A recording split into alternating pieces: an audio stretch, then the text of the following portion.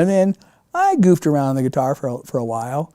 And then when I got into high school, I think it was my freshman year, the guy that introduced me, or the guy that told me about Eric McCornack, our buddy Robert Zimmerman, he and I, was like a freshman year, and the high school had come out with Battle of the Band mock rock. And so we were like, we had the long hair already, and we were the metal guys.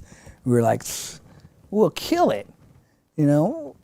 So we started making our own mock rock guitars. And I had the Flying V, it had a toggle switch, and we did them up right. They looked like, from a distance, you'd be like, oh, look at that guitar. We used fishing line for the strings and all that stuff. They looked legit. Mm-hmm. And we got like into making them, and then we would sit there and act like we were playing them. And then just something popped in my head, and I'm like, dude, what are we doing? He goes, what? I'm like, dude, why don't we just ditch these things and buy our own guitars? And he's like, really? And he goes, could we do that? And I said, yeah. I said, I know a few chords. I said, I know a few chords, and we'll go down to the music store. Ed, do you know Ed, Central Coast Music?